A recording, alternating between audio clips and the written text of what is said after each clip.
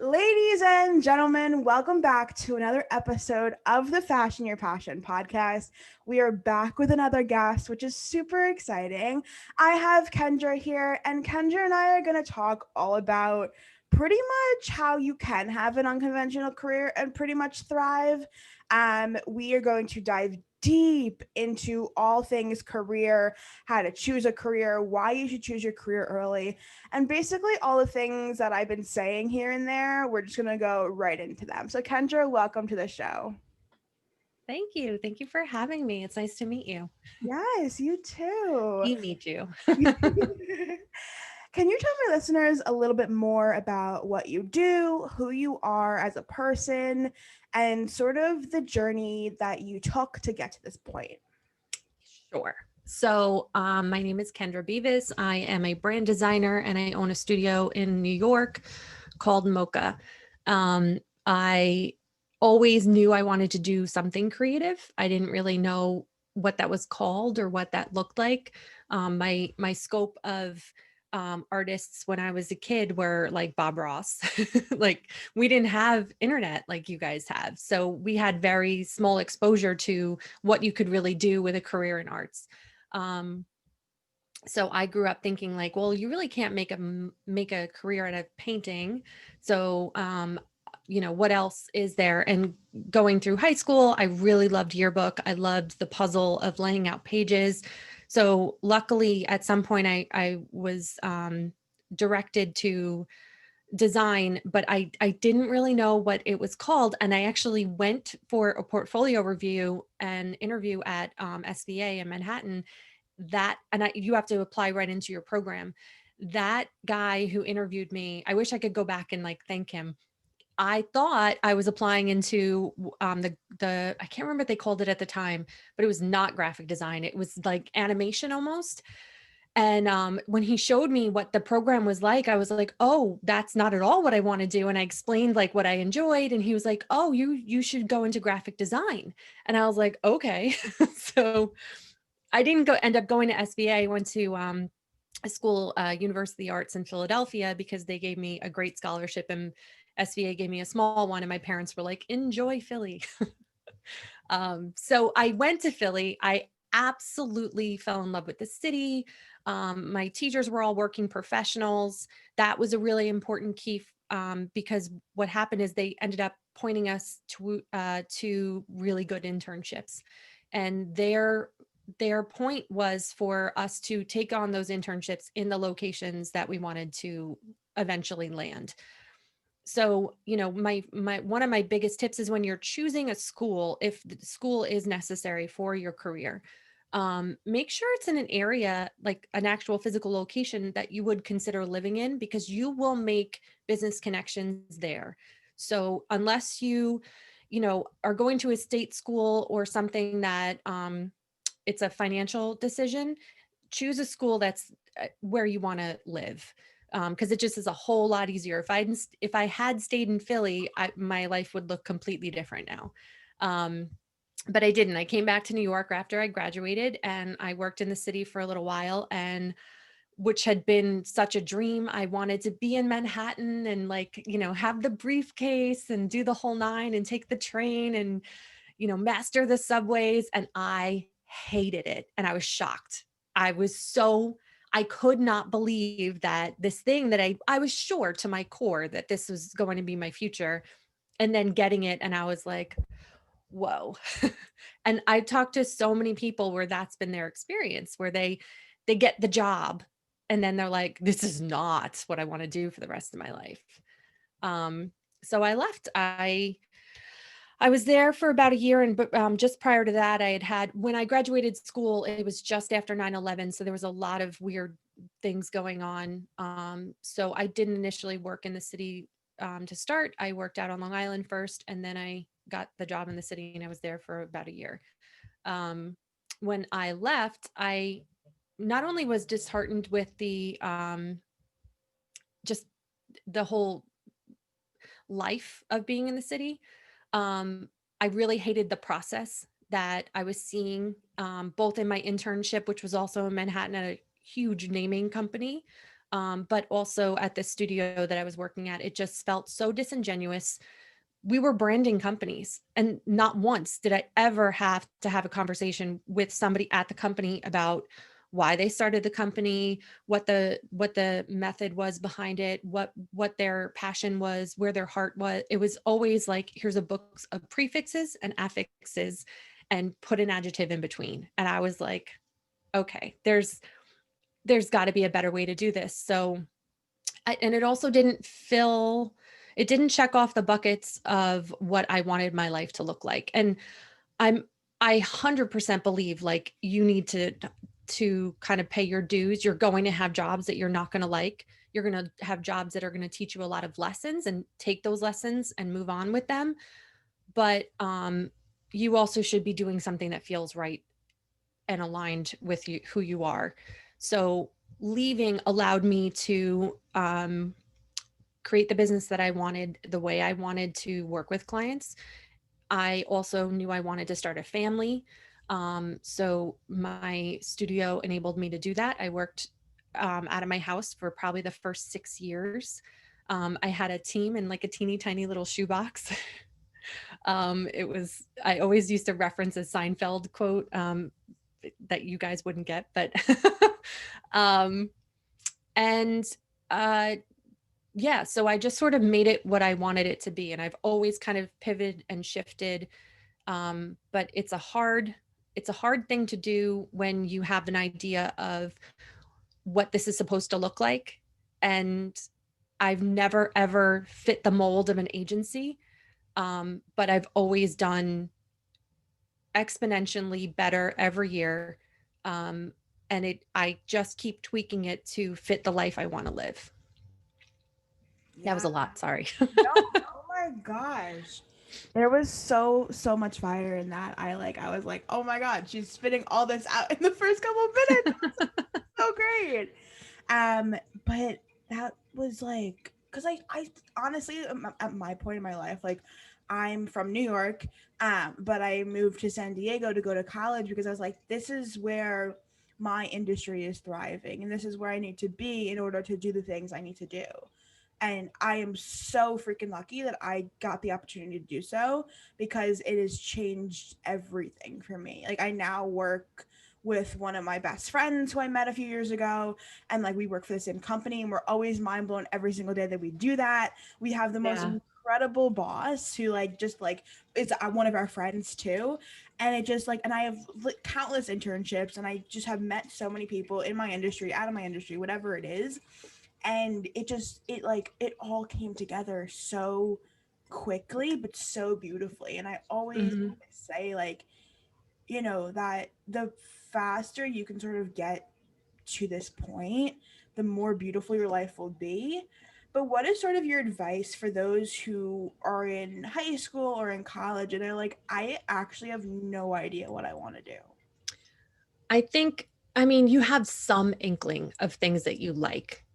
Even my kids are 10 and 13. Like they have hobbies, things that they enjoy, things that they spend their extra time doing. And I think it's really important for parents too. And I know that's not necessarily the audience for this, but it's something I'm extremely aware of with their hobbies. Like we always talk about like, how would this look as a business? How could you utilize this for your future? My son is extremely creative and loves editing video. So I show them lots of different documentaries. I know Disney has like a ton Yeah. on illustration. Even like my daughter, who's slightly interested, more than slightly interested in becoming a veterinarian, I expose her to a lot of those shows where she sees like the ups and downs. I take her to my vet when we bring the dog, and the vet talks to her because we're very open about like, try and figure it out now. Um, so this way, when you get to school, which is so expensive now, that you don't have to turn around and make an investment on something that you don't really love doing. I think when you're in high school, if you kind of have a direction or maybe three, um, approach businesses. Can I come in for a couple weeks in the summer and shadow you guys. Or as a business owner myself, I love that. I speak to a lot of kids in high school about doing exactly that. Just reach out. I can't imagine a business owner not saying okay to that. It's just such good exposure to, because the idea of what you want to do and the reality of the business of that are two completely different things. And I'm sure you've experienced that too, like being in college. When I get kids out of college or when I get interns in my studio, they are shocked because it's 100% a different thing. There's no, there's design theory, and then there's, we got a deadline at noon, the client's calling. Um, so yeah, it's sometimes that's what causes the culture shock or the reality shock, I guess. Like when I got to the city and had that job, it was literally my dream job. And I hated so many things about it because it was nothing I was ever exposed to, because I hadn't really sat in a business like that before and seen the process. Yeah, no, I think that like definitely early exposure is truly important. I know in my high school we had a thing where um if you wanted to, you could enroll in a class where you were able to, like, you had to go out and get an internship, Yeah. and sort of do that, and it was for a whole semester. And I know for me, I didn't do the typical internship, but I know a lot of my friends who did, Mhm. and they loved it, and they're like, this is exactly what I wanted to do. They're like, it's so, like, it's tiring and it's hard, but like they're like, this is exactly what I wanted to do. And I'm like, that is so beautiful. Yeah. And it's so amazing to see, a lot of people will who will partake in that class and have a little bit of what they know they want to do, but then come out of it and be like, this is exactly what I want to do.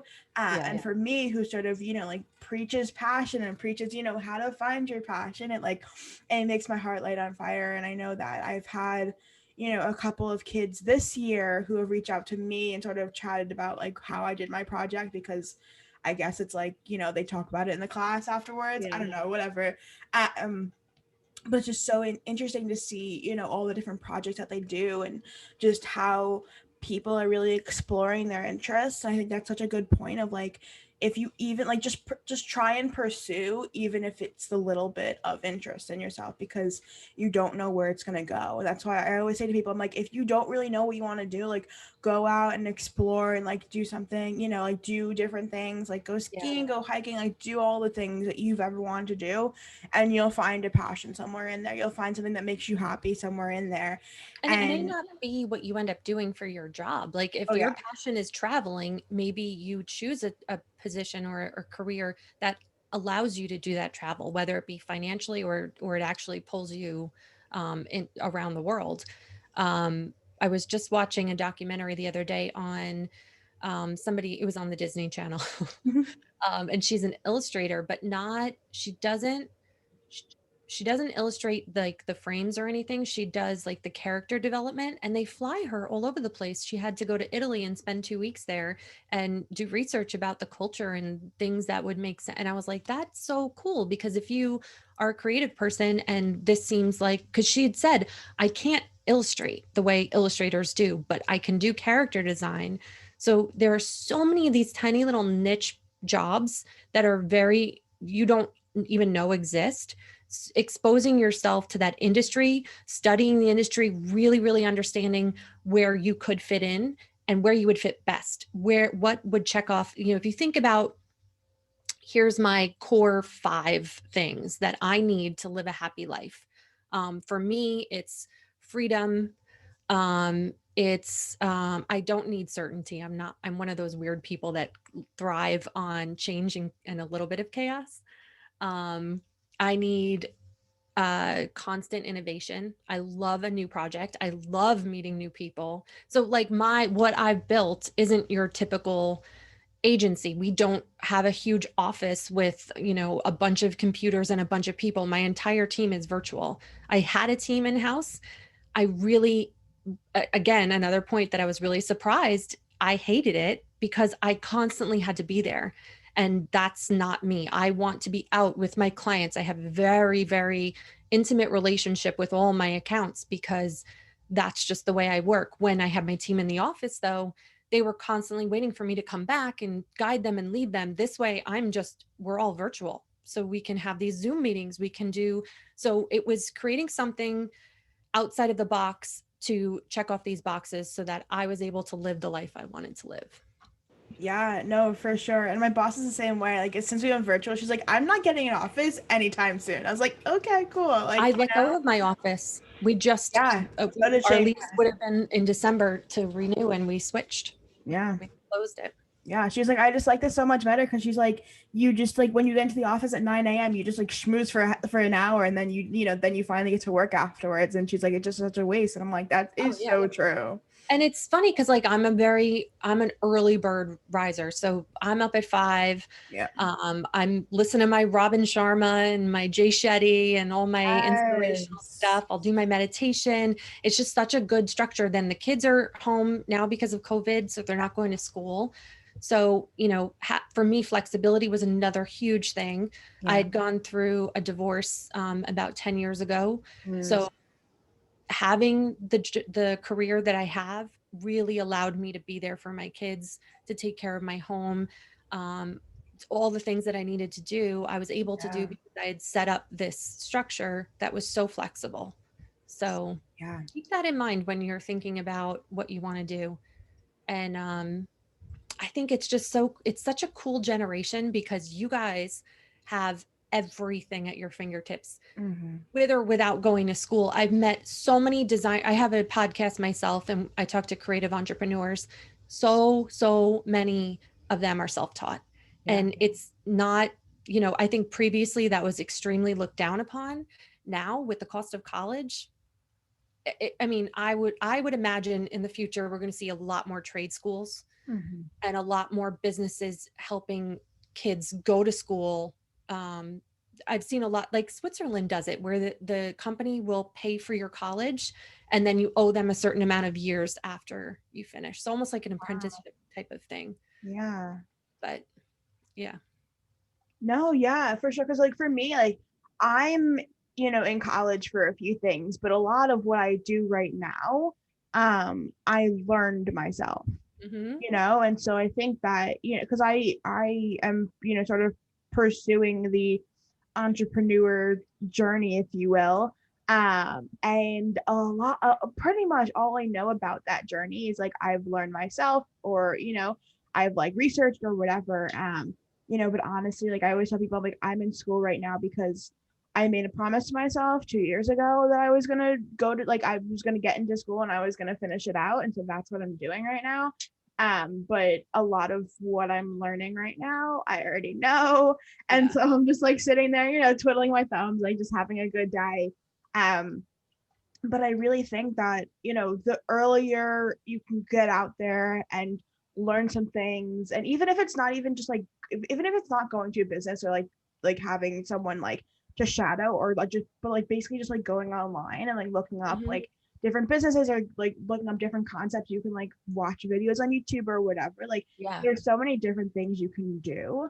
But I want to really talk about sort of like the unconventional jobs in terms Hmm. of like the jobs that Gen Zers are creating nowadays that their parents or their grandparents may not understand. Sure. Sort of what is your perspective on that? And sort of what do you think that that this is sort of the route that it's going to happen, as like more unconventional jobs are going to come up in I years do. to come? I think technology is changing so much. And I mean, the whole like space travel thing is crazy. Like my kids, I talked to them about like, well, do you want to be a commercial astronaut? You could. Yeah. There's just so many things that are coming down the pipe that we can't anticipate, but like would be career options. It's crazy. But I think because of the way business can be done now, you can kind of do anything you want and make a business out of it if it's something that someone needs. So as long as you're filling a need and you've educated yourself and you're an expert, like go do it. Put yourself out there. It's a lot of marketing know-how. But I think I've seen a lot of, even with my generation, a lot of pushback from adults, the older generation pushing back on us. I didn't follow a conventional path, and my parents were so worried, and they were like, well, you're not going to have benefits, and you're not going to get a pension, and you're not going to have a 401k and all this stuff. And I'm like, well, okay, but I have a financial advisor. I have all these accounts set up for myself for retirement, and nobody offers pension anymore. And who the hell knows if Social Security will be there when I get to that age. So, I think they don't realize how self-sufficient we've become because we have to rely on ourselves. We can't assume that, that doesn't exist anymore. It's so few people get a pension. You really have to kind of take all of that into your own hands and make sure that you're legally set up properly when you have your own business, that you are looking after your finances. A lot of people will, especially if you're a freelancer or something like that, where you don't have a steady income, make sure that you're only taking a salary, that you're not taking everything that comes into your business. Work with an accountant. That's the first thing I would recommend, is hire an accountant, because they can guide you through this process. It is such a nominal expense, and it will change your entire business structure. And make sure you're legally set up too. Even if you don't think that you need a legal structure, I promise you do. Even with podcasts, like contracts, things like that, because you never know when someone's going to turn around and be like, you can't have that content. That's mine. So, setting yourself up and educating yourself about the legal implications and the financial things, so that you are prepared, so that, when someone comes at you and says, well, how are you ever going to retire or whatever, you have answers. No, 100%. And I think that that's sort of honestly my next step with all of this, because I'm just sort of like starting out and like creating little things. Like, Yeah. I have this podcast, which is like the podcast has been like sort of like it was the OG, let's say. I've had the podcast for like 2-ish years now. Mhm. And it honestly it started out because of that internship program in high school, and so that's really where everything else stemmed from. But I have like a marketing agency for social media marketing, and like I have like all this different stuff like that, which just sort of like came out in the past couple of months. So I'm sort of like, like, how am I doing this? How am I doing that? All the stuff like that. So I'm sort of figuring it out as we go. But I think I that, think that's the coolest thing about your generation, is that you guys are kind of unstoppable. There's nothing you can't figure out and do. yeah, no, 100%. And honestly, people like my age like just amaze me. Like it's crazy how they can like just find something and like just pursue it and then like just make so much money from it. You know what I Yeah. mean? And like I think that like because also like a part of me like has seen like how YouTube has like sort of evolved, right? And so how Mhm. these people who would post like videos almost like every single week, like 6-7 years ago, are now like making six figures from it, and it's crazy to see how that works. Yeah. And I think that honestly, like the more like unconventional situations are going to become more conventional Mhm. because so many more people are leaning towards it because they realize they can sort of create their own lifestyle to the way they want to do it, and that's the best Yeah. part. um so what was sort of like, how did you take that step to be like, I want to work for myself, I want to create my own lifestyle the way I want to, and what was that part of the journey like for you? I had just had it. And I told my boss at the time that I didn't have the guts to actually tell him that I just hated him and the way he did things and the studio and the whole enchilada. I told him I wanted to not be a designer anymore because I didn't have any courage back then. So he thought I was just leaving the industry. But I ended up, when I did, I gave him my 2 weeks. I was very respectful and tried to help. I interviewed my replacement. Um, so when I think it was the day I quit, I called the company I used to work for and I said, hey, listen, I'm going freelance. Is there anything that I can work for you on? And they did. They gave me an international catalog. Like they gave me a lot of work. That was probably a major godsend because it provided a pretty consistent income right away. um i I also had a bunch of expenses that I didn't have to pay anymore. That train ticket into the city was not, it was pretty expensive for me back then. So to supplement that income wasn't very difficult. I started thinking about, well, what do I do really well? And what do I know I can fulfill somebody's need immediately? So I loved weddings. I was an obsessive bride at the time. And I started calling wedding photographers because nobody had any digital software yet. And they were just moving over to digital photography, even. But I loved layout. So I knew I could design digital albums for these photographers. So I started cold calling people. I guess now it would have been like a LinkedIn connection and a conversation online, but I was just phoning people. Hey, this is what I can do for you. Can I show you some samples? It was a lot of that sort of thing. I had no hesitation about talking to people because I wasn't asking them for anything. I was offering them something. So I think that's a really important point is if you're trying to sell yourself, don't talk to somebody that doesn't actually need what you are going to give them. You're going to provide them a solution and not something that is that they don't need. So that was kind of easy. I got a lot of clients really fast. I made a lot of mistakes.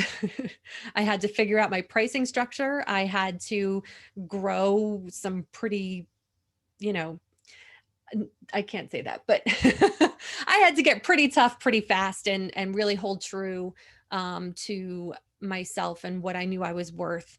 I think that's more obvious now.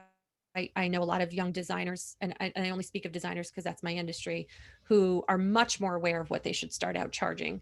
I was completely clueless. So, a lot of mistakes, all lessons that were really important to learn. And I just never gave up. I knew I was going to be successful no matter what, because I was never going to stop until I did. So, yeah, I think the interesting points for me were when I needed to start hiring staff.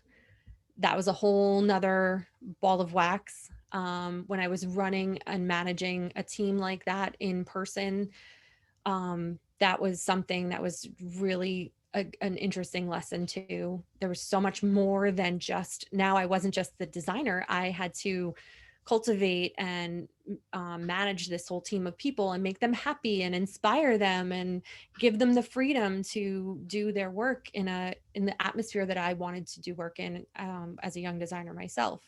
So along the way there were so many different steps and so many different lessons. But I think the biggest thing is that I was never going to give up. And to this day, I change direction all the time. Made a huge shift a couple years ago when I stopped working. I changed my target audience and I really started focusing on mid to large scale businesses instead of the single mom and pop jobs that I was doing. And now I'm able to provide a whole different kind of service to a company because I actually go in there, I work with their team, we do brand audits, we really figure out what they need and what they're missing instead of, oh, I need a website. Great, I'll make you a website. Well, hold on, let's evaluate what you actually have here and what you need. So yeah, it's been a really interesting and cool journey. But I think being comfortable with the idea that it's always going to be changing, that the target's always kind of going to be moving, and you don't fail unless you don't get back up. So every failure is a lesson. Oh, yeah, that is for sure. Did you ever fear that you weren't going to make it or that you weren't going to be able to do it or that you just weren't cut out for it? I mean, sure, there are some days I wake up and I'm like, what the hell am I doing? But it's more emotional than, like, I know at my core, I'm really good at what I do. I know that I'm a good team leader.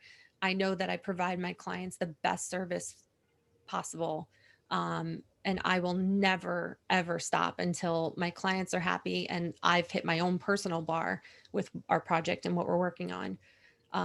There are definitely days where I'm just tired and I'm like, oh, I don't know if I want to do this anymore, but it's literally like emotional. It's not reality. I mean, I think there are probably days when everyone gets up and is like, ugh, you know, something is kind of just weighing on their minds. A lot of times what I'll do is sometimes I'll just have to end my day early Yeah. and I just go outside and take a walk, or I cuddle with my kids, or sometimes I'll just go to sleep.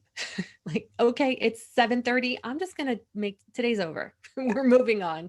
Oh yeah. Um, I think if you know that you tried your very best and your hardest, it's not that hard to be okay with how something maybe didn't go your way, or didn't happen the way you thought it would.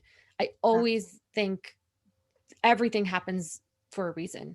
So even when I've had opportunities that didn't pan out, I would always be like, okay, so then it wasn't supposed to. Or, I kind of have in the back of my head, like, so many times things haven't worked out and then they come back to me in a different format with the same client, and Yeah. it's such a better relationship. Or I've put my foot down and not accepted something and something better came along. I think when you kind of do something that doesn't feel quite right for you, or take something on that's not a good fit, that sometimes you have to just turn around and walk away from. But when you allocate that time to the right thing, or to the wrong thing rather, you're not, then you're taking away time from something that is right. So consider that. Really kind of trust your gut. I think that's something that you develop over time. You kind of know pretty early on if it's something that you should be doing or not. Oh yeah, 100%. And I think that's the best part of, sort of like running your own stuff and sort of, working for yourself is like you get to decide what you want to put your energy into. You get Hmm. to decide, how your energy is dispersed. And if something feels right, you do it. If it doesn't feel right, you don't do it, because Yes. when you work for not necessarily someone, but when you work pretty much in corporate, it's like you have to do this work no matter what.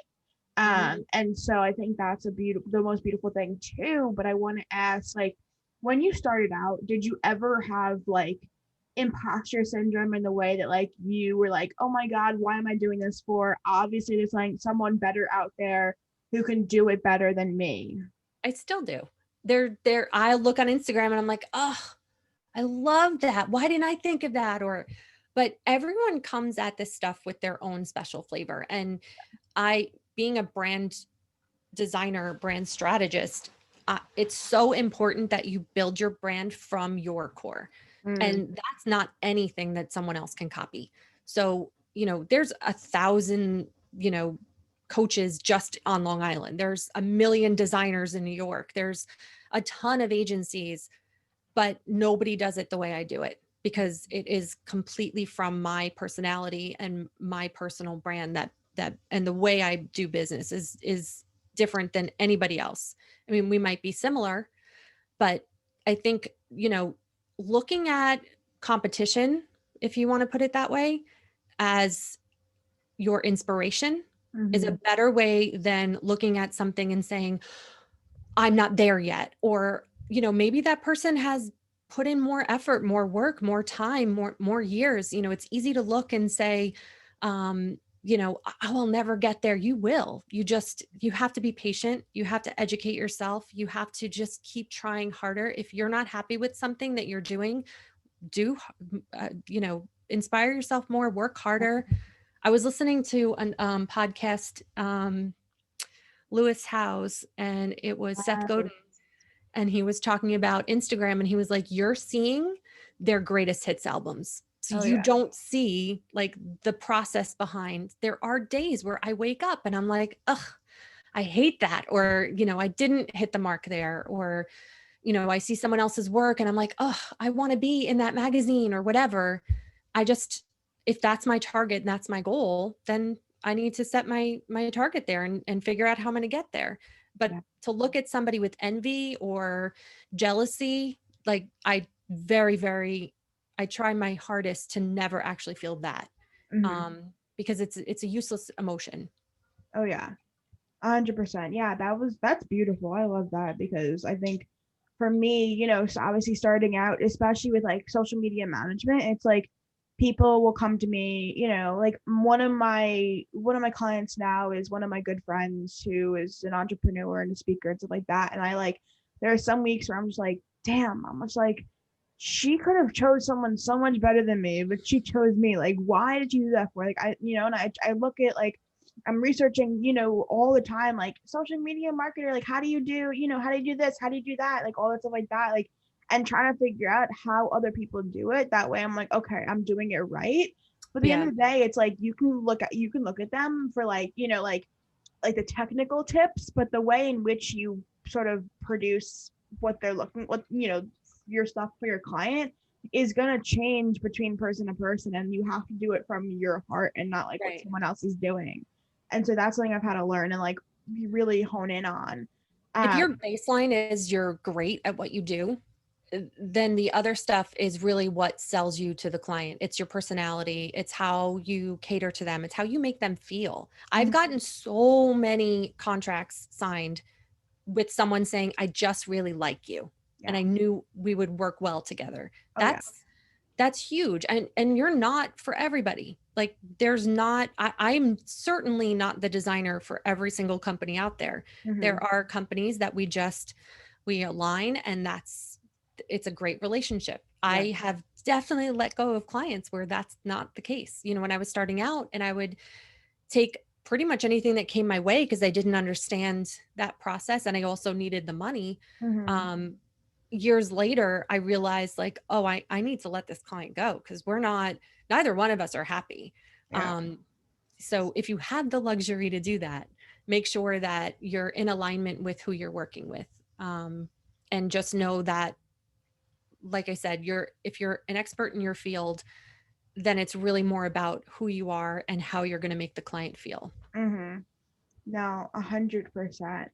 This episode has been so amazing. I want to roll into the final question of the podcast, which I ask every single guest who has ever been on. Um, if well, I actually forgot it. I'm really just really doing well here. Based off of the title of this podcast, which is Fashion Your Passion, what is one tip that you would give people who are dreaming based off of how you have fashioned your passion?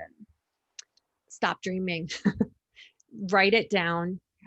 What my method is building a personal brand to grow into. Mhm. So if you have a dream, I want you to put it on paper and you say, okay, it's going to be, I'm going to be, this big city designer. Let's go back there. Yeah. um, or I'm going to be, I'm trying to think of something less specific. I'm going to be a lawyer, whatever. Mm. What does that look like? How do you feel every day when you wake up? What kind of law are you in? Like really get super granular with what that brand is that you want to grow into, and then reverse engineer that process. So, if it's law school, then obviously you have to go to school. Mhm. Um, what are the clothes that you're starting to collect? What are the personality things that you want to bring to that persona that maybe you haven't developed yet. Maybe it's your language and the type of words that you use. So maybe there's a little bit of education that needs to happen there.